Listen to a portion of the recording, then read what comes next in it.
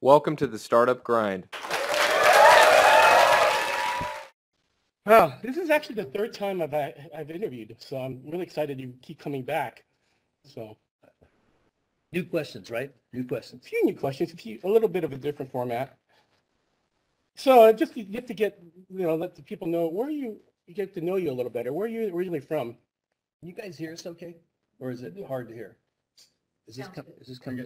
It's Good. good? That's just for the live stream. Oh, got it. All right.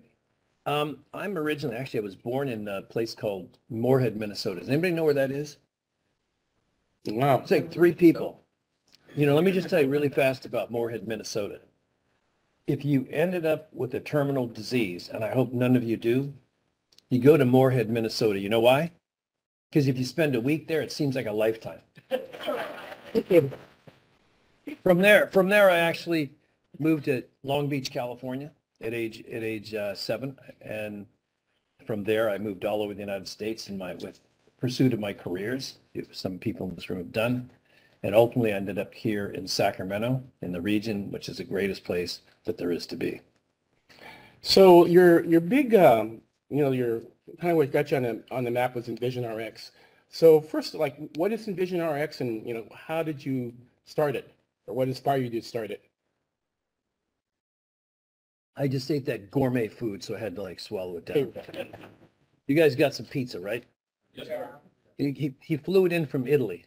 And anyway, the other thing, you jumped all the way from being 8 years old to Envision RX. There's a lot there, and I don't. Well, we got so much to cover. So. You people are rich. I can't wait to hear what I say next about myself. But anyway, really, what it is Envision RX is a prescription benefit management company. If you can say that 3 times, you're better than I am. And I spent 15 years as a CEO. But what it is, and a lot of people don't realize it, when you go to the doctor and get a prescription, you have insurance. A lot of people think it's the insurance company, but really what it is an electronic process, really based upon banking and the whole ATM model. And so we automated the system where really it's this middleman or this middle person. And that's what Envision RX was. And we do a whole lot of things. And that would be by the time you get to the pharmacy, we will have checked to see if you have any interactions with any medications that you may be on. There's somewhere in there 2,000 checks that it does in just a matter of a second and comes back. And we're also the ones that get to deny you if you don't, if it's and then we blame that on the insurance company. No, they blame it on us. But just to give you an idea really fast, I had a company before Envision RX, and we sold that to a company called CVS. You guys would all see that brand today. There was a company called Caremark that actually acquired us, which really is the larger acquirer of CVS. They use just CVS because of the brand. So I sold my first company to those guys. And then what they did was sort of funny. They were doing another transaction. And we were the smaller company, and they forgot about us. And so what happened was, Rich, is when they forgot about us, they forgot about doing a non-compete because they thought they had this other big company. And so it took a year. I took my daughter, who was a well-known gymnast nationally. I became her psychology coach for a year. Can you imagine a dad being a psychology coach for a daughter? Crazy. But what happened was it gave us a chance to really think about how we're going to build this model called Envision RX and introduce it into a very crowded marketplace at the time. But that's how we did. We took time off with my partner, Barry Katz, and another guy, and we built, which you've asked the question or you heard, we sold it for $2.3 billion 15 years later. So how did you scale it? How did you get it from 0 to 2.3? I mean, in 5 sentences or less. 5 sentences, because you think I talk a lot. I said, I can't wait to hear what I say next. And you said, we're going to be here for 2 hours, did it say? No. By the way, we locked the rooms here. And so really what happened was my 2 partners, we put in $2 million. We seeded it with our own money with our last sale. And so what happened was really it was probably 3 years of losing lots of money, just like everybody else in this room where you've got enterprises that you're starting at all fast. We had to figure out what worked and what didn't work. And one of the things we were really fighting, as many of you in this room, the establishment, somebody who already had a beachhead and they didn't want to see a new business model come into the marketplace. And so we were dealing with a lot of that. But what we did is we had money, not a lot of money. What we did is we tried lots of different things. And it's what I would tell everybody who's an entrepreneur. You don't have the right model to begin with. You pivot and you change and you make adjustments, and don't be afraid to do that. So how did you overcome, how did you overcome, the incumbent? Because it sounded like there was an incumbent you had to displace, and how did you go about that? Well, I mean, really really the prescription benefit management marketplace, you had lots of big companies that were behind it. We were an independent, we were funding ourselves. And you had the Blue Crosses of the world, you've heard of them, the Blue Shields, United Healthcare. All those people had prescription benefit management companies with, really hundreds of millions of dollars behind them. And what we really did was we built a very different model, what we refer to as a transparency model, to let people see really what was behind the curtain. And it was a real issue, many of you know who are in the healthcare world. Nobody knows what the costs are, and there's lots of criticisms about that. And so what we did is we built a model to let people know, and that really it was really amazing when you have these large companies that are demonizing you, that are really trying to make it very difficult for you to do business. And there are lots of people that you have to deal with, lots of consultants for some of the biggest firms in the world. Some of them you may have heard of, like, for example, Mercer or other organizations that are like that. And there are many of them. And many of those have big contracts with those big companies. And we were this small company, really trying to sharpshoot. But what I would really say, how do we really get it going? We carved out a marketplace, a smaller marketplace, became innovative in that marketplace, got a beachhead, so to speak. And then what happened was then built it out from there. And in the end, it was a highly integrated model. And then we started dominating and compete with those big players. So who was your first sale? Because I imagine that your first sale would have been the hardest. The first sale was not necessarily the hardest, and I don't mean to, debunk what you're saying, but what it really was is we got, like I was talking to some of you earlier before we started getting together, and what happened was we found people that we knew business with and said, we want to do this, and we did it obviously for free or not a lot of money, but you need credibility, right? We all know that. We knew proof of concept, proof of reality, and so that's what we had to do. But I will say this much. We did get a small beachhead with sort of unknown companies. But what happened was he then went to companies like Costco, who and we actually became the provider for Costco, and we also provided a private product for Costco. So not only were we handling, for example, their employees, of which are about 125,000, multiply that by their number of dependents. And we had one of the largest, enterprises now that was under our portfolio. What that did, as you can imagine, we did that for not very much money, candidly, because they had to pay us for it. But it was nothing about that. It was really about if it's good enough for Costco and good enough for Walmart. And in fact, Walmart was one of my customers before. Once upon a time, that was that company. What they would do is they would attempt to really grind you down, really try to do everything they can to get the best possible price. And so I said to my partners, I said, look, let's do this. Let's do it for break even. And the only way we walk away is if they actually bring us under the cost. And so that's what they did. They kept grinding and they said, we're done. And then we'd get ready to sign a deal, big deal. And they'd say, our board said, you need to come back one more time. It's not good enough. And we tapped out. But in the end, we got them, but it was not for that deal other than the future. So how hard was it to get Costco you mentioned Walmart, but how it seemed like Costco was what made you. How hard was that? I have a lot of Costco stories. Costco it took a long time. You can imagine large bureaucracy like that, Fortune 10, Fortune 15 company. When you're a smaller company, and the one thing that I did like about Costco, and you have to remember this as you start thinking about some of your businesses, is they actually like smaller businesses sometimes themselves, because frequently what Costco will do is Costco will actually sometimes buy that company. And so I think I can say this now. At one point they wanted to buy our company, but it was much earlier in the process. But what happened was a good thing happened with them, just so you know. We were a privately held company. They were publicly held. They announced some bad earnings. They made a term sheet offer to us. we looked at it and said, hey, this would be really cool. We get some cash from Costco, and then obviously some stock, and we're going to still work there and, have a nice equity interest there. What happened was they came back to us and they said, we have to kill the deal because of the fact that we've got to perform our EPS and our performance in our stores. That was actually the best thing that happened to us, because I can tell you this much, at that time, the deal was $180 million. And that's a lot of money. Don't get me wrong. A lot of money. But not as much as 2.3 billion. Not 12, 13 times. You're right. So, actually, going back to Costco, and I encountered as a startup, like, how do you do the first, like, whose door do you knock on? Say, this is what I got.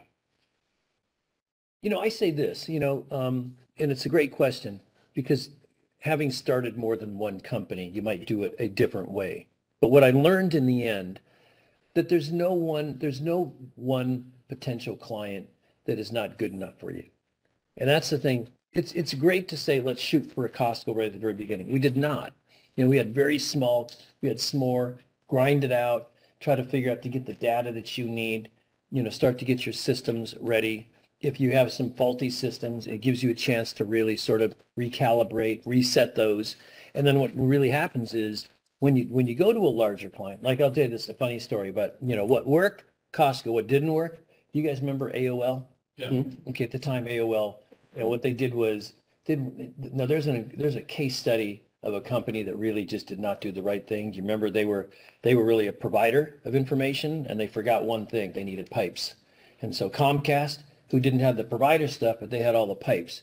So what happened was we went to, if I said his name, you would know who he is, and he was telling us everything that we did wrong with our company. And I was thinking at the time, I don't know your business, but you need to get something like Comcast, some of those independent, groups of people.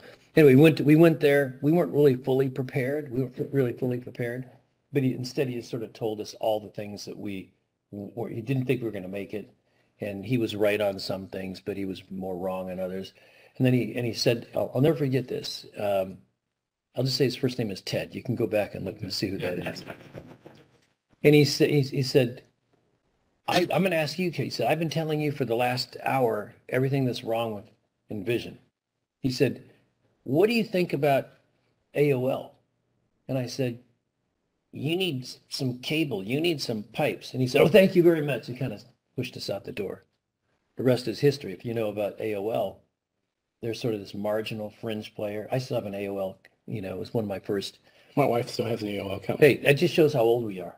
So, but he's off. Actually, to his credit, he owns, and they did a merger. By the way, you may know they ended up doing a merger with Time Warner. Yeah. Information. It was exactly what we said. You don't need that, because look at the way the whole market went to.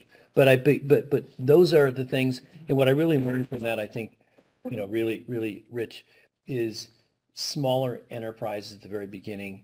It gives you a beachhead and gives you a chance again to sort of recalibrate, as I said earlier, and correct and find the data analytics that you need to become better. So basically, go with smaller clients, prove your model at the very beginning before you go to the big. Unless you know somebody.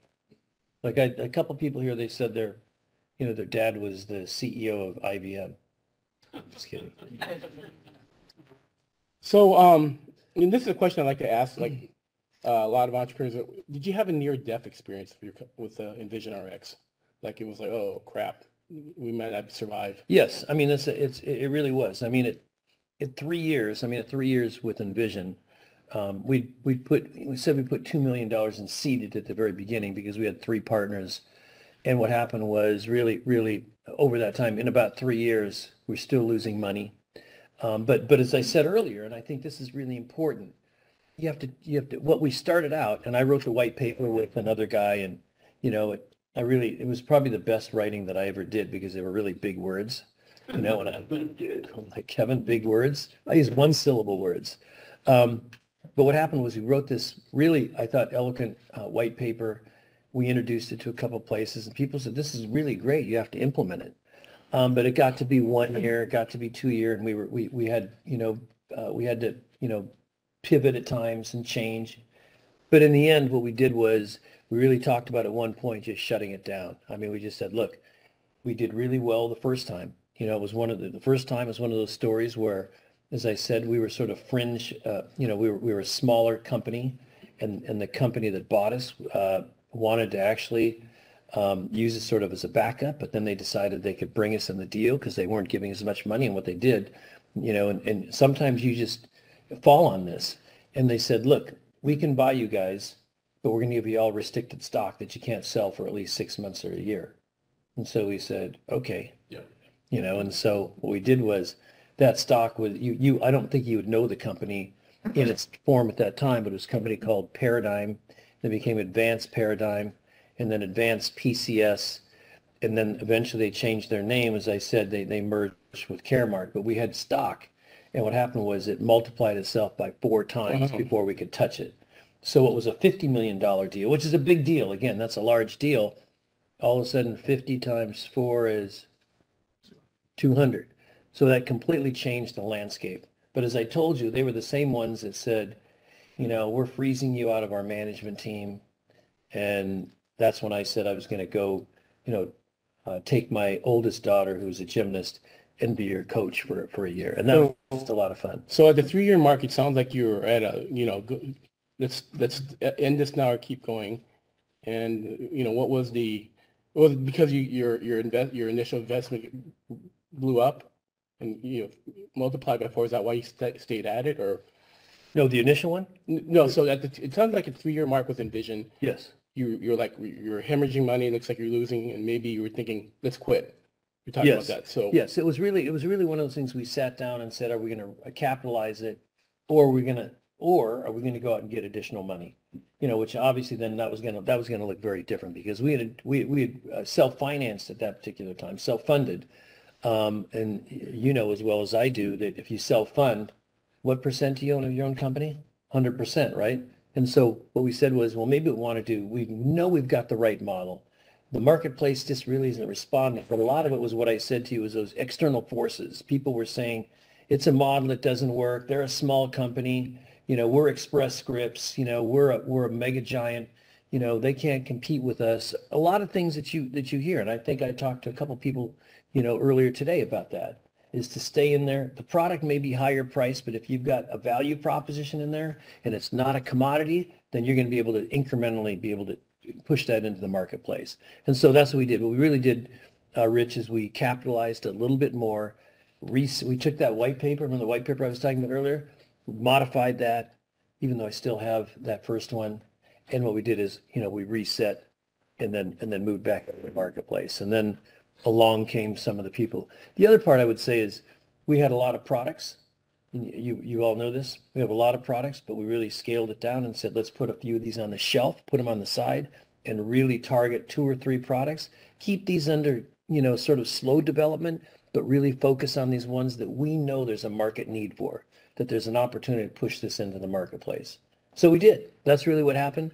And then the rest really became history. I don't want to fast forward on this part, but this is something that I'm really proud of. I think that we made at the transaction, I think you'll probably ask me at some point, maybe not, but we did is we made something there between 50 and 100 millionaires or multimillionaires within our company. Wow. Because what happened was my 2 partners and I, what we did was we took those people in the very beginning who were with us, who we didn't maybe finance, we didn't give them a big salary, but we said, we think there's an opportunity for change. Ironically, I think we had a number of people that said, I don't think that you guys are going to make it, and they left, and that's okay. But in the end, it was really satisfying for people who had worked really hard and stayed with us. And we saw, some of the challenges that they were going through, because they could have gone elsewhere to find other jobs, and actually similar jobs, because they were being recruited away from us. They stayed with us, and it was really, really great to reward them. How many years did you run RX before the acquisition started? It was, really it was 13. Okay. So what was the acquisition process like? Well, as I said to you, we had Costco that solicited an offer to us. We actually had 6 or 7 of them. We had people that would come to us and say, would you be interested in? Sometimes what we did is we'd entertain an offer, a very narrow offer, and the reason why we did that, or you would do that, let's just put it that way, is because you need to continue to keep focusing on your business. The problem is if you get into full-blown acquisition, what happens is you are 100% dedicated to that, and your business starts to suffer. It just does. And you know, if you're talking about an acquisition of that size, it took several months. And as you maybe you know how that works. There's several different ways that some entities do it, but we had to figure out, you know, was it going to be a strategic buyer or was it going to be a financial buyer? In our case, because it was a financial buyer, part of it's our actual products that we introduced in the marketplace were very different than our competition. So since we were, we call it a transparent PBM by and large, and the other is what we refer to as traditional. They wouldn't show people what they were negotiating. And so what happened was you had a dichotomy there. And for somebody to come and buy us over here would sort of being like, you guys are being sort of hypocritical. So what really happened was we really took, you know, lots of we actually talked to private equity. Private equity came in. We had to find who that private equity partner is. Got to know a lot of them, but we only really, in the end, what we did was when we got serious about it, we're going to only accept 6. And those 6 are going to be the ones that then we start to negotiate with. That's what happened. I think I can say this again. It's been so long, and if they come after me, well, whatever. We had a great partner. We liked TPG. That's eventually who I did the transaction. But we had the Blackstones of the world. We had KKRs of the world. You know, you guys know that some of the more traditional names, Apollo. You know, we had people who were really strong in healthcare, and at the same time, you know, you want to see what their personalities are like. And that's the one thing that I would say, you know, which I think is something that I think is important. It's one thing to get that money, but it's going to be, what is your relationship going to be there? Are you going to stay there? Are you going to depart? And if you're going to stay there, and they like you to stay there in private equity, as you may know that, and unless you get there for a few months later and they decide they're going to want to fire you and bring in their own CEO, which is, as you know, not uncommon. But we really did, and I think in the acquisition, which I would say is, we pretty much got it down to 3. We got it down to Blackstone, got it down to TPG, and really KKR. And what happened was sort of funny is you kind of know what goes on in the market, you know, industry when you're in that industry, right? You know who what your competition is doing. And so we knew that KKR, they put a really big number for us. But at the same time, what they also did is we knew that they were negotiating with a competitor of ours. And so we felt we were insurance. They were trying to get a higher number. They wanted to have the highest number. And then, as you guys know, what they'll do is they'll start to retrade, start to pull back, and start to take money back and say, hey, during the diligence phase, we found this, it's worth this. And you have to decide whether you're going to accept it or not, right? So what ended up happening was it really got down to TPG and Blackstone. KKR had their deal. And so they all of a sudden stopped calling us. That happens. They're your best buddy one day. And by the way, anybody from private equity here? Good. So we can bash them a little bit. But what happened was the TPG guys they were much more. We also, you know, and this is what I would say this much, and I know this is ahead of maybe some of you, but it's just important for putting in the back of your head, is that what we did is we had an advisor that we knew that represented us, that was just a fantastic advisor. And he could tell us, you know, what the personalities and the market dynamics of those people were dealing with. So even though we had 6 originally, and then we cut them down to 3, we also knew, because we were told, they said, you know, let me tell you about KKR. They overpay, but then they might fire you 3 months later because they'll write it in your contract. And so you take all those things into consideration, but that was about a 6-month process. But we got it done. I would say this much: we got it done with TPG. It was actually a relatively easy. The issue were their lawyers against ours. It wasn't us. It was really funny. In the room, we had a room that was about this big of our guys, and then we were in a hotel, and at the other end, there were all the TPG guys and their lawyers. Wow. And so what would happen would be, we were getting down to like 6 or 8 issues, and we kept waiting, these lawyers. And you know what happens sometimes with lawyers. There's some lawyers in this room too, though, right? You're not that kind of lawyer. And you know, if it's men, it's their testosterone. If it's women, it's their estrogen, and they start to, you know, cat and mouse with each other. And so we would literally call up the management of TPG we're dealing with. We'd say, hey, Jeff, we got an issue we were stalling out on. And we would literally walk on the side. This is a lawyer, you would not recommend this. We'd say, here's the issue. And we say, can we agree on this? the lawyers didn't see this. They're now, they're cat and mousing. And then we'd agree on it. We'd go back and say, we just took this issue off the table. This is what we want to do, both of us. So I'm not advocating that in every case, but it worked. All right. So how long did you stay on with Envision after the acquisition? Well, they didn't care. They really, the truth of it is that the reason why we sold, my other partner and I, and I would, again, not advocate, this is just my case. The company got so big. We were doing somewhere in the area of $4 to $5 billion in sales. And I consider, as a CEO, I consider myself to really be the chief sales officer. I love to go out in the field with people. I love to go to places like Costco and Walmart. And we had a lot of big union business. We had the national unions that, for example, at the sheet metal workers, that was 750,000 people that they represent the United States. And so I'd go see the head people there. And it was just really good PR. It was good, we just had good relationships. And I liked that. And I tried to do that 2 or 3 times a week try to get your work done. The problem was it was changing. Now, you remember I mentioned lawyers. So all of a sudden, when I come in the morning to work, my EA would say, Human Resources wants to talk to you. Oh, God, what's the issue today? When you get to have like 6,000 employees, these things start to happen. Or they'd say, we've got some regulatory issues in Arkansas. They need to talk to you. And so what really happened was you start spending a lot of time with lawyers, and we had a staff of lawyers, and a lot of time with human resources, sometimes them collectively. And so we said, is this really fun? It got to be such a big company. We used to know everybody by name. So what happened was when I elected to leave, I said, look, I've been the CEO from the beginning.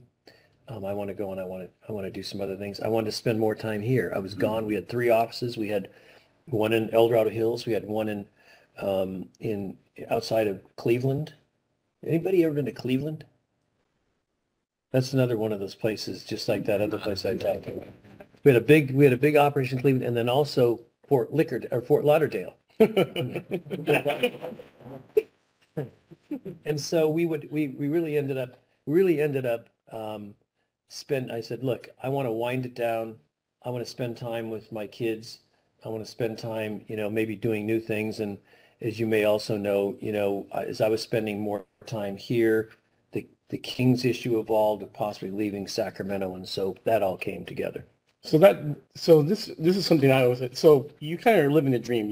You sold your company for $2.3 billion. And you just kind of quit. So what do you think? Were you going to buy an island, or what was kind of on your mind at the end of that? So it's a great question. Now what happened was, it was really funny, and I hope will you represent me if I get in trouble, by the way? So here's what happened. You're right. We made the transition. And I said, look, let's find a new CEO. And then I want to hand the keys because I'm done. I don't want to stay here. I've done it. It was maybe take it public or not. You heard me say Republic, right? And I saw another shirt over there, and a shirt here. And so what ended up happening was we knew we weren't going to take it public, and so I just wanted to go really do some other things, and I actually knew my ideas, like I said, about getting involved locally, because I was sort of this phantom CEO here. They said, there's a guy that runs a big company here, but we don't know who it is. And so I called up. The funny thing about the Kings, I don't know how many of you have a lot of young people in the room, but we almost lost the Kings. And there was really a key about what was Sacramento going to be like after the Kings, because we were a big city. We had one large public or professional team and no more. And if that goes, then what do we have to look forward to downtown? And so I wanted to really get involved with that. And just a sidebar, because I know I'm telling a lot of old war stories. There was a guy named Matt Mahood who ran the Sacramento Chamber of Commerce, and he was sort of the driving force on the business side to actually try to bring business into the community to help, at the time, Mayor Johnson, who was sort of fighting this thing by himself. And so what happened was I called up Matt Mahood, and he said, I don't know who you are. He didn't look. He goes, I don't know who you are. And he goes, but I don't need any more $10 contributions to help the Kings. because that's what had happened. They were trying to get people to raise money. Also, And people were just putting like a donation jar. Or They something. were that that's 100%. So he was making that $10, and I laughed. I was actually in Cleveland. Are you doing okay in time? Or am I talking too much? No. Okay, so remember, I can't wait to hear what I say next. So what happened was he actually made a public comment about that. He put it in the newspaper. He goes, "We're getting a lot of crazy people to come in here," and he said, who want to offer $10. And he goes, "There was a guy yesterday that called me from, I was at Cleveland when I called him." And so what I did is I knew Kevin Johnson was the mayor, and I said, "Hey, I don't know about Matt Mahood," and Matt Mahood's a great guy, by the way. I need to say that part. And he said, "Hold on a second." He puts him on hold, and he calls Matt Mahood, and then he brings me back in, and he goes, "Matt, you know that crazy guy that you talked about yesterday wanted to give you $10 that you said that information to B?" He said, "Yes. He's on the line with me. This is him." And so what I'd done was I told Kevin Johnson, if he gave us 2 weeks, we could raise $10 million to help keep, because as you may remember, and this, I don't want to get too far into it, but This is great. it's a story also that's so much about business. And so what happened was the Maloofs, who were really nice people, by the way, they just had financial challenges. What they had said was that they could not get the business community behind them. And the one thing that I couldn't figure out was they never contacted my business. And if they were looking at the Sacramento Business Journal, they'd seen as a private company, we were right toward the top. And I'm going, nobody ever contacted us. We'd be glad to be supportive of them. So I made that comment. And then what happened was David Stern, who was the commissioner at the time, was really trying to help us. He wanted to keep the Kings in Sacramento. He said, "Well, can you get $10 million?" He actually said this to the mayor. He goes, "Can you get $10 million in business community money in the next week or two?" And Kevin said, "Yes." And then what happened was the commissioner said, "How about a week?" And then Kevin came back to me and said, "Can you get this done in 5 days?" So we got it done in 5 days. So you're the one who actually organized that $10 million drive then? Yeah, that was me. A lot of it was my money, by the way. No, it's just, but we did. No, we got it. And that galvanized the force. Anybody of you who may remember, there was a group of local people like my friend, like Phil Oates, who's just a great guy. People like Dale Carlson, a great guy. People like, some of the people have been in the community that never had really fully been communicating with the current ownership. So we ended up getting that in a short period of time, and that actually gave us a reprieve to keep the Kings in Sacramento for one more year. The commissioner convinced them for one more year to keep them. So you asked the question earlier, I was spending a lot of my time there. And I think what you should ask is, then all of a sudden, who appears on the horizon, who wants us in Seattle? And that's like Steve Ballmer. You guys know who Steve Ballmer is? Yes. You probably know the Nordstrom family. They worked against us, a guy named Chris Hansen, one of the wealthiest, venture capital guys in the whole country. Those are the guys that were coming after the Kings. And so we had to figure out how we're going to keep the Kings in Sacramento against all that firepower. All right. So how did you do that then? We were smarter than they were. Well, look at it this way. Ballmer went down and we figured out how to do it. Ballmer went down and he bought the Clippers for $2 billion. $2 billion and $1, actually. Chris Hansen gave up. And then I think the Nordstrom, they just saw, that there was no way. Did you have to recruit Vivek? Well, we did, but I mean, it was in a different way. Vivek was, really he was the vice president over with the Warriors. But, the Warriors, frankly, during that time, I know they're like, they're the gold standard. They're the gold standard in NBA basketball. At that time, they were not. The year before our transaction occurred, they sold for $485 million. Now, today, just so you know, to give you an idea, they were $485 million a year before. We sold for $535. Today, they're worth $5.5 billion. That's a little bit more than a decade ago, but not much. But you can see, people talk about what's the value of sports teams. I just talked a little bit about it. But I would say this much. What we did is we recruited a team, but it was really the first part, which were a local group that stuck together.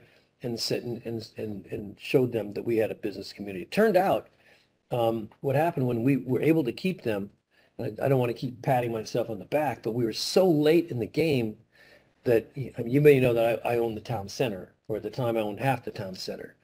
And what we did was they said, we need season tickets. And so they said, we are so far behind everybody else because we thought the team was going to Seattle. And so we put on a function at the town center. I'll never forget it. I called anybody who would exist, said, come down, we're going to have a band, we're going to sell tickets. It was actually a great, put together program by the NBA and then also by our local people. We set the record that day, any place in the NBA for more season tickets. And, there's a lot of things that were people who don't excite me. I've met a lot of brilliant people in the world, but the guy I had a lot of respect for, and politically we were about as far apart as they come, but I hold dear in my heart today, was David Stern. David Stern wrote me a note the next day and said, if there was an NBA Hall of Fame for people selling tickets, it would be you.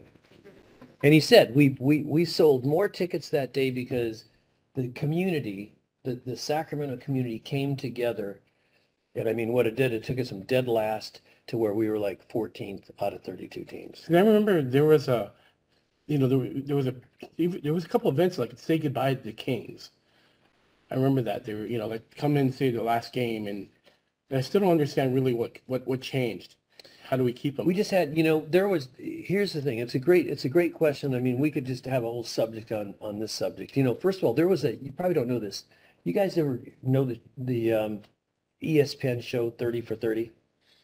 It's really, they're award-winning shows. They're about 60 to 90 minutes.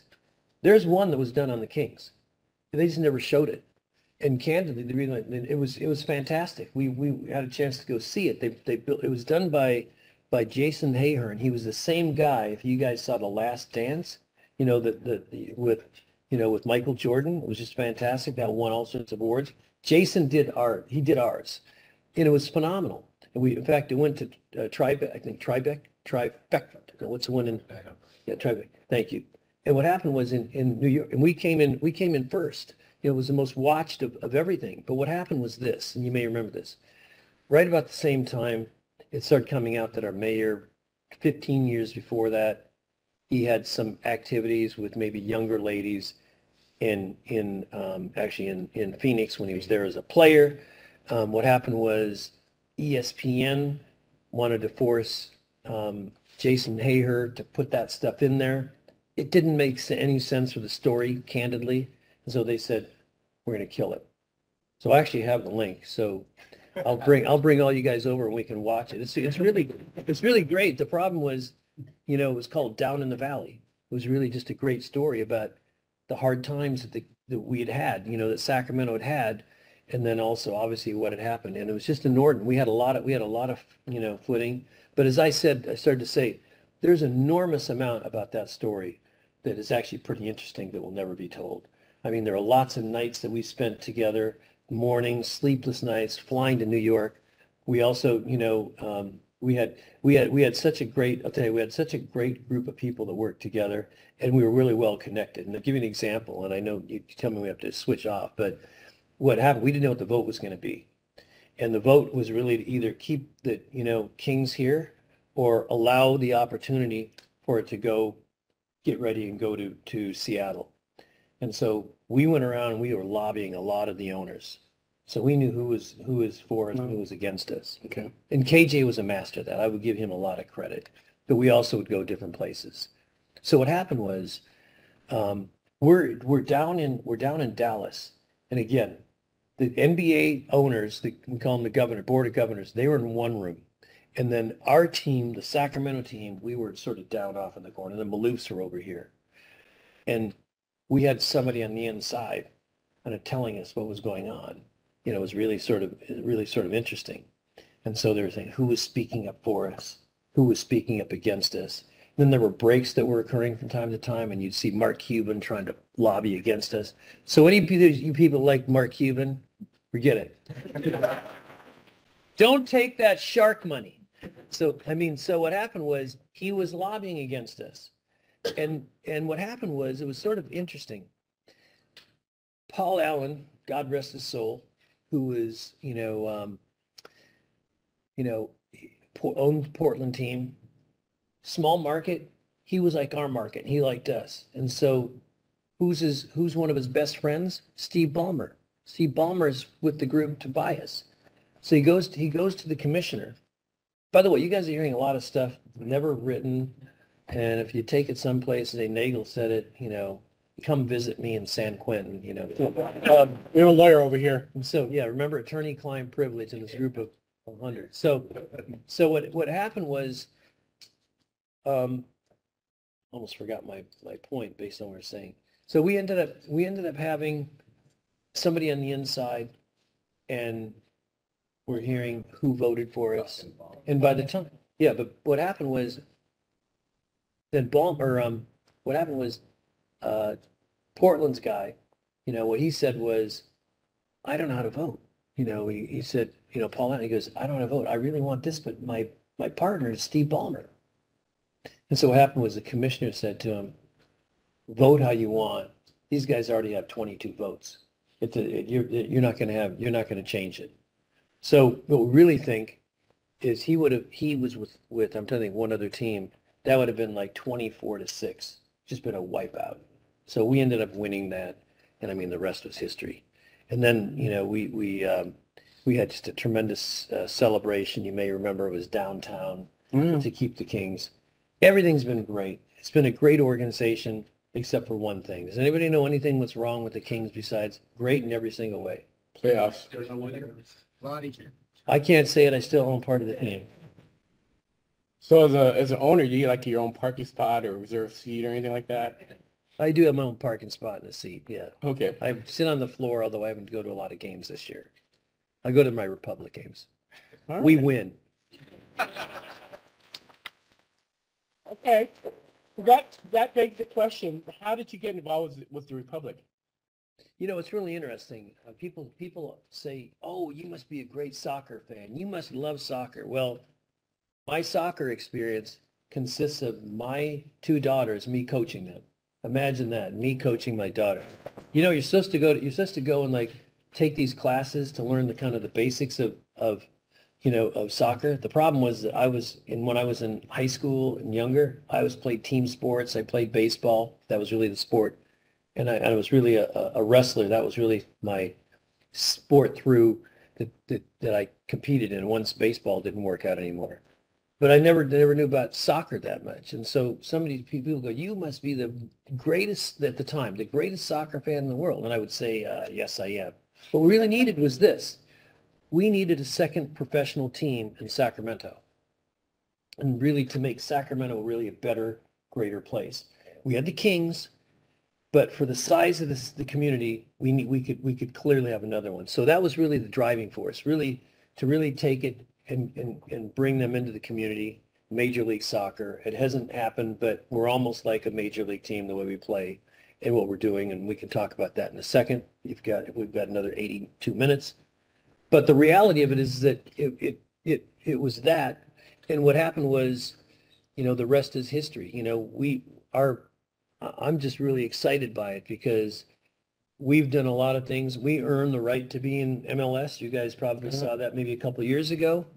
This last year, as you may know, we played in what they call the Open Cup. Open Cup is the most prestigious cup where anybody can play and compete with one another.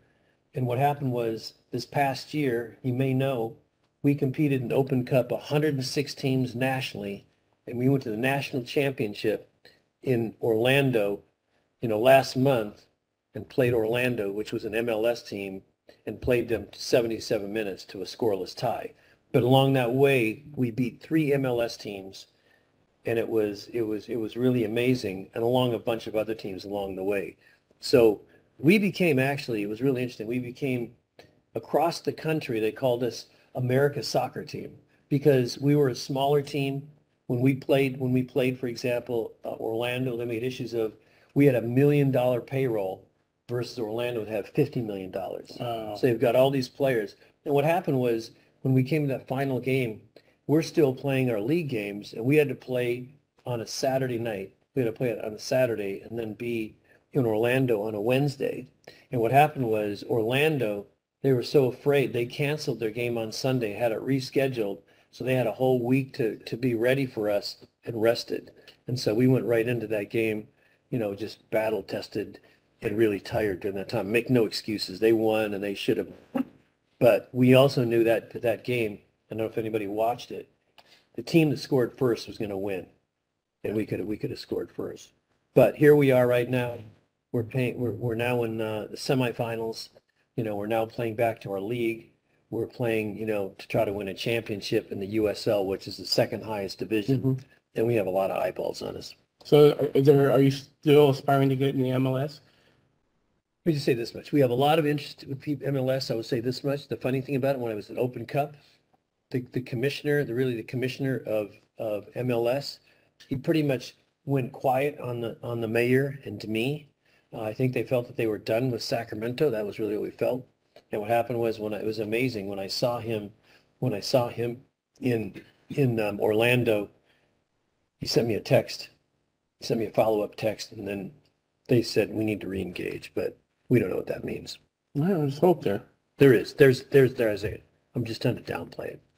All right, I'm going to switch gears a little bit. So the last time I think we talked, you was in Davis, and you actually met a startup there, Ansys Precision, I think. That ring a bell? They're brilliant. Did you say Arise? What did you call Arise. So, yes. And then I think you end up leading it around for them. Is that true? We did. Doing okay? There's the CEO back there. So he's. So Kari told me you guys met at that event. Is that true? Yeah, we met at that event. Yeah. Yeah, it's the first time I really got a chance to talk to him. Okay, so this is me connecting the pieces together. All right, thank you. So when you invest in startups, like what do you look for? What's your thesis? You look for strong management teams. You look for products that are going to be unique to the marketplace. I mean, really, and we're really talking about Arise. I mean, they had a lot of really solid people like Brad. It was one of those things that was going to be, I would say, because I love healthcare. That's where I made my money. I feel like I have an obligation to bring back to it. If you can find really great companies. And so that's really fundamentally. And then what I saw was we had some patents that needed to be reinforced. We saw what the weaknesses were that we could maybe help and shore them up with. And so we're well on the way at Arise. Would you say we're well on the way? Well on the way, yep. We've got some really good data points. Really, I think I'm just going to be super bold, Brad. I think somebody's going to make a lot of money off that, besides the pharmaceutical companies. All right. So before we go into audience questions, I'm going to do rapid fire questions. So, oh boy. All right. So most promising tech, right, that you see right now? That I see right now? Yeah. I mean, young or old. I think we have a company we have a company at Moneta, Cebros. I like them. What do they do? They have auto platforms, on the EV side to really standardize it. They've got lots of contracts with people like Tesla and just a whole Volkswagen, a whole lot that standardizes. I think Lokesh is here. He can describe it a lot better than I can. Okay. Standardize it, but I mean, I think it's gonna blow the socks off of everybody. Favorite TV show? Beat Bobby Flay. All right. Best investments you've had so far? That I've ever made? My own company, Envision. You know why? As I said, put $2 million in it, and you have to believe in yourself. If you believe in yourself, you can make it happen. All right, that's a good answer. Favorite type of music? Rock and roll. All right. Look at my age, man. All right. So if there was a movie that was about your life, what actor would you want to play you? Tom Hanks. And let me tell you why. Because you can't stop here. And the reason is because you guys, we talked about the Open Cup, right? The U.S. Open Cup. What happened was ESPN contacted us, and they said, if you guys win this thing, we're going to make a movie on, at least a documentary, maybe a movie on how you guys came out of nowhere and became the U.S. Open Cup champ. Oh, wow. So I didn't tell anybody until now, but in the back of my head, who would play me now? Tom Hanks is just a very talented actor, but you have to remember. Do you guys know where he's from? Next state. It's Sacramento. So. Oh, I didn't know that. Right. He probably thought I was going to say Tom Cruise. Oh, you got the look now. Favorite superhero? Mickey Mantle. All right. He's dead, but he's a superhero. iPhone or Android? iPhone. All right. Favorite sports team? Okay. Is that like a loaded question? Just had to make sure. Getting up early or staying late? Both. I only sleep probably 2, maybe 3 hours a night. Favorite vacation spot? Maui. All right. Best way for someone to get your attention? Don't stop trying to get my attention. Okay, just be persistent. Favorite movie? The Gladiator or The Deer Hunter. Oh, wow. People even know what those movies are? All right. Advice that you would give to your 18-year-old self? It would be the same advice that I would give anybody who's here today. So I mean, because of the fact, do not give up, be persistent, be stubborn. Don't let somebody tell you that you can't do it. Who inspires you? David Blaine. You guys know who David Blaine is? Yeah. All right. Favorite food? I'm Italian. My mother was listening from the sky. If I didn't say Italian, she'd come back and yell Okay. at me tonight. And what advice would you give to entrepreneurs? The same thing that I just said to the 18-year-old me. Do not stop. Do not give up. I'm telling you. When you do, as soon as you have that chink in the hour, there's probably a good chance it's over. You've got to believe, got to continue, All right. and you've got to be obsessed. And this is a new one. So you had your big exit. You bought a sports team. When are you going to build a rocket? I'm speechless. All right. So that's why I'm going to give an opportunity for the audience to ask some questions. Hey, wait a minute. There's no such thing as a dumb, stupid question. Some of you have heard this before. More proud of your sports team involvement or more proud? You know what? Here's the thing. I know Brad, and you heard what I said earlier. I take that back. There is such a dumb, stupid question.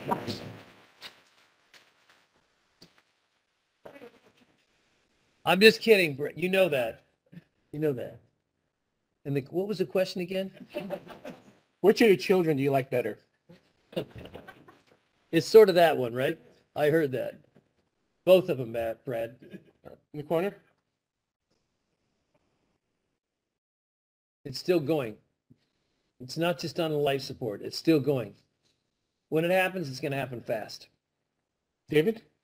Yeah, so it took 15 years before you sold your first company. Comment on that time scale, patience that entrepreneurs should have. On the growth of the company from Yeah, right. You got early offers early on, but you said, I believe that, we can make more. A lot of it was industry related. I mean, really, because I mean, everybody has different industries, and if you want to flip and if you're a real entrepreneur and you want to say, I want to take this for 3 years, I don't want to be the CEO anymore, but I'm going to turn it over because, I'm really an inventor, I'm an engineer, that's one thing. But my two partners and we were in the healthcare business. We saw the market as just wide open. And we didn't see, even though there were certain points that we said that we maybe would sell it, a lot of that was really take the money off the table and still be a participant there, but not leave the company. Dr. Craig? Dr. Craig, go ahead. Plans of getting biotech effective. Well, I mean, I don't think it's impossible. You'd have to talk to the gentleman in front of you. But I mean, look, I was just down in San Diego. They have such a monster marketplace. I mean, control down there. It was amazing. I went to a wedding and I thought that every biotech person in the world was that. I was almost going to say, hey, let's put a bomb in here and then we can start in Sacramento. But then there were a couple people really smart, and I said, let's grab those guys and then throw the bomb in there. I don't know. That doesn't mean that you can't. That doesn't mean that you can't. But people like to go. It took us, and Lokesh would tell you, when we first started, when he first started Moneta, we had a lot of people that would say, we want to be here for a while, but we want to go over to Silicon Valley because that's where the money is. That's where, talent is, that's where. But I would say this much. It's here. Look, we've got really smart people at UC Davis. I put our UC Davis people up, right, Brad? I put those people up against almost anybody we have some UCSF, docs who are here today. But the reality of it is that I would put us up against anyway. That doesn't mean that it's not possible. Yeah, thanks. By the way, thank you for the wonderful answer to what drives you. That was excellent. So I was wondering, your new fund, what sectors or types of startups are you going to be focusing on? That's Lokesh? Lokesh's. So we are primarily in technology, typically B2B software or other technology companies, early stage seed and Series A, and then we head to all the way to Series B. Would you consider healthcare medical devices? We have in the past, and so yes, we look at those, but that's not the goal. Thank you. Go ahead. I got a statement and a question. So I'm born and raised in Michigan, so I'm a diehard Brooklyn's fan. So I'm hoping the Jay Nagle versus Keegan Murray situation ends up better for us. But We're in Michigan. from Michigan, yeah. Kalamazoo. I lived there for a few years. Did you really? Yeah, I worked for a company called Upjohn. Oh yeah. My grandpa grew up John actually, right down Portage. Everybody did. Business question, I guess, from a entrepreneurial standpoint, being CEO, how do you kind of go from like a 2, 3, 4 person team to then, growing that? And then how do you learn to kind of delegate certain responsibilities? You obviously wear a lot of hats in the beginning. How do you learn to delegate to the right people as you kind of continue to grow throughout that process? That's a really tough question. Let me just tell you why. Because it's not that I spend all my time, talking to Lokesh, but what happens is it's really interesting. When you see, and you all have experienced this, when you are starting small, you do everything yourself, to your point. But there's a certain point you have to recognize you kind of met your limitation there. And so it's a question of, do you have that skill set? At the very beginning, again, you just don't have the choice whether you're good or you're not, because maybe you don't have access to, human capital. But the reality, when you get larger, let's just say when you get larger, we frequently see the CEO, the founder, is probably not that person that's going to take it to the next level. They're in my mind, it's not just because I did it, I'd say, yeah, is that it's to me, it's rare that you see that CEO and founder in the very beginning, the head of that organization, 5, 6, 7 years. It's just, to me, most of the time, they're extremely creative in some areas. They have lots of, other, strengths. But the reality of it is that you have to figure out for yourself, and you have to have, I would say this much.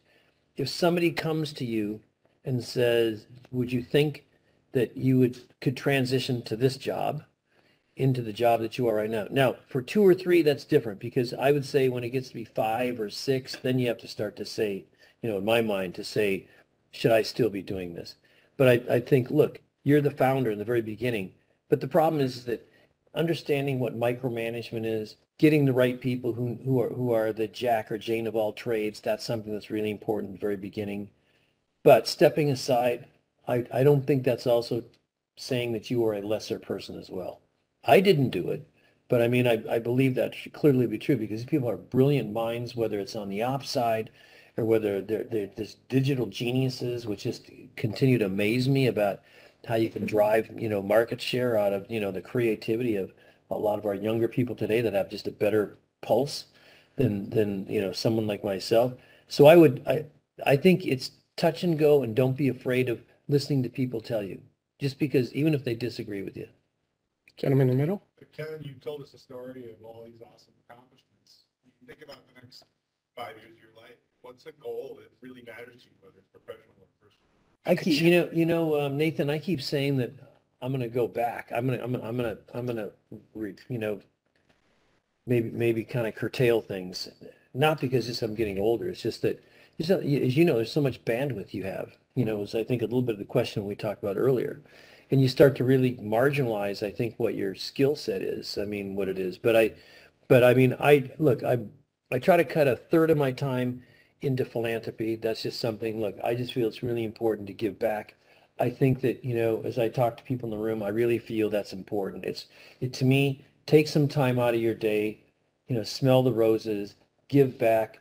I really feel you know, I don't want to sound like, you know, I don't want to sound like I'm just that do-gooder altruistic guy, a person, but give whether it's go home, spend time with your grandparents if you have them, spend an afternoon with your mother and father, tell them that you love them, spend time.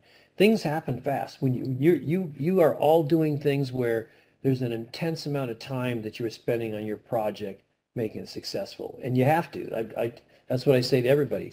You have to be obsessed with it. At the same time, you need to remember that you've got parents, you've got siblings, somebody needs some help from you. You've got Nathan, you've got that talent and that ability to teach people how to turn $1,000 into $1 million. I just gave him he didn't shake his head yet. But I believe that to be true. And I mean, that's the way you kind of round off, even at the very beginning. If you do a little bit of that, not to a point where, by the way, not to a point where your business gets marginalized, because that's what's going to make that second part. But at some point I'll do it, but probably I'll be somewhere when the whole thing ends, and it doesn't matter. I love what I do. Right here.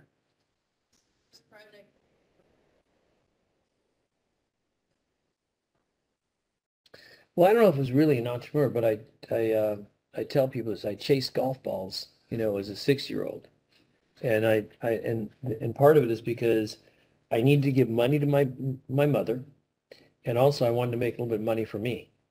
And so the only way that I really knew that I could do that would be to go out and figure out how to make money. So I mean, I'd go to a golf course, and I would find errant golf balls. I'd probably take somebody's golf balls that were still playing because they were good golf balls, and then I'd turn around, I'd sell them. But what I did is I figured out, you know, I kind of figured out a process that if at the very beginning I was chasing them on the front nine, but then you would go to the back nine, and then you get people in the back nine, and you'd find that they were running out of golf balls, and you'd sell them.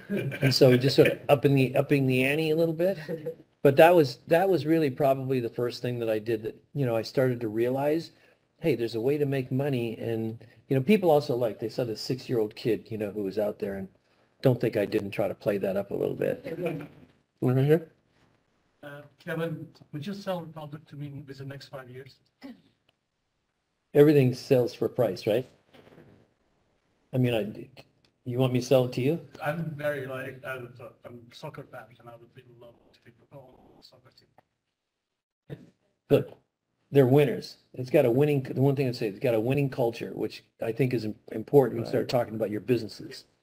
Culture helps drive your business, you know, and if you don't create a positive culture, it's really hard to unwind it. And I mean, then you have to kind of figure out how, if you do, you've got to pretty much sponge your team, Rich, to kind of figure out, we've got to change it. And there's lost time, but I mean, finding the right people. So if you're if you've got the culture of winning, and you have passion and compassion, and you're willing to sacrifice them for the good, you guys got that, right? For the love of you sometimes have to sacrifice people. Kevin, how involved are you in the Republic?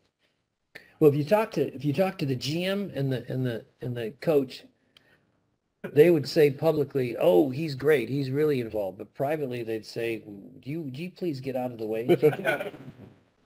Now, I'm going to tell you guys something, and they're going to get mad at this. Does anybody know Todd? If you do, I'm not going to. Does anyone know Coach? So I'll just tell you this much. Those guys are brilliant. They are. They're, you know, to be high level. Are we doing okay? Are we? I know we're pretty close to wrapping. Really high level guys. They're ready to go to the next level. They just are. If I lose them, it's because of their success. But what happened was, this last year, coming in, I said, I want to get involved in player recruitment. Now, should I be really involved in player recruitment? Not really. But I knew you need people who are leaders. Maybe they're not playing at the same level that they were 5 years before, but you know that person's going to help the team. So I focused in on 2 players, and I won't name them, but that player will be announced as being first team all league, and he's really, I would say, the institution so far, soccer in Sacramento. He's the most well-known name but he was the guy that I wanted. We're going to bring him back, and he's the captain of the team. So you can figure that out. All right, I can do one more question. Back there. Yes, sir. Thanks for spending your time with us today. I was kind of wondering at the intersection of philanthropy and growing Sacramento as a point to bring in this line, personal safety. The time that I spent down there in the Sacramento City area with my family recently, it's getting worse and worse. So I'm wondering if anybody's engaging you from the philanthropic side to utilize your creativity, your innovation, with others, business leaders like yourself, to really clean up what has become almost like a war zone down there. How are we going to attract new people when they come to visit Sacramento? It's almost embarrassing to me to take people down. Government clients that I have. I'm wondering what is being done at a higher level, what conversations and projects are folks like yourself being involved with to change that to a better outlook. Well, there's look, if I don't know how many people here go to downtown Sacramento, maybe a number of you, but unfortunately that is an issue. It's a continued issue, but I will say this much, downtown, there are actually some propositions that are being voted on right now to try to deal with that. That was actually the driving force of the business community there to push those things. It is a really, I'm what I really think it's primarily the homeless, and you've got crime. And, candidly, I'll just say this much, law and order or not, those guys and gals, their hands are tied right now. And there's a lot of political reasons why. The second part is that the same thing applies really on the homeless side. The mayor, unfortunately, wanted to be the driver. He's tried certain things. It just doesn't seem to work. And that's the reason why, to your point, you have a lot of forces coming together to try to help find a resolution. There's bonds right now, $35 million one. There's another, you've got 1,100 places where they can stay. You've got 9,000 people. It's right now, you probably don't know this, the number one city in the country for the most homeless is Sacramento. Wow. It wasn't that way 4 years ago. We passed San Francisco. And we all know what San Francisco's like, but we have that. And so we have to do something about it. You make a great point. Just the problem is this, I would just say this much. I don't want to get political about it, but you have some judges that want to make sure that, homeless have rights, and they should have rights, but they get rights on the sidewalk because they're a public place. And the problem that we really have today is we've got a lot of, and this was just talked about at UC Davis, where I sit on the board, so it's, well known, is that you have today a homeless person that they have drug addiction, things like crack, things like methamphetamine. And the problem is, in the past, we had homeless, but we didn't have people that were anywhere near as violent as they were before. And the reason why violence is there is because they're on those drugs. And you can imagine what methamphetamine and crack does. So, we have to, it's a very complex issue. And unfortunately, when we started talking about dealing with it 5 years ago, here we are, 5 years later, and the number's gotten worse. So I'm with you. There are actually a lot of forces right now, a lot of people who I think they're going to put mandates to it, which is the votes. So you mentioned your humble roots several times. And you actually sent me this picture a long time ago, but you can't really see it. But you can see there's basically a baseball team here, and there's a person without a hat or even a uniform. And can you guess which one that is? So that's really cool. This is thank you, Rich. Thank you so much. This.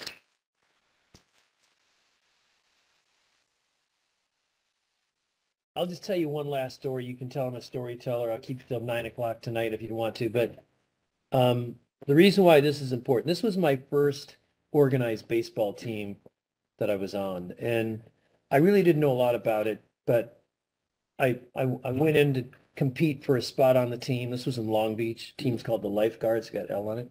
And what happened was I made the team. And I was the last boy picked. I was 11 years old at the time.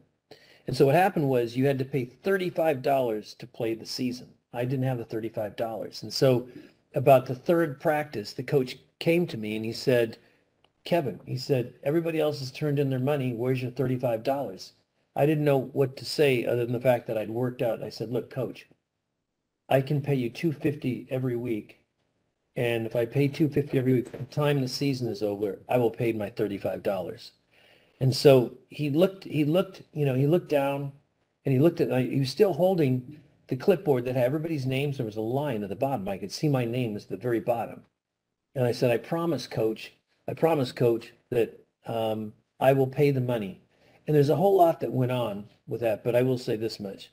The last player, that's number 18. He could have easily said the next guy, because he's going to pay his $35. And so the first game, just really fast, the first game I played 2 innings, played in the outfield, didn't get a hit.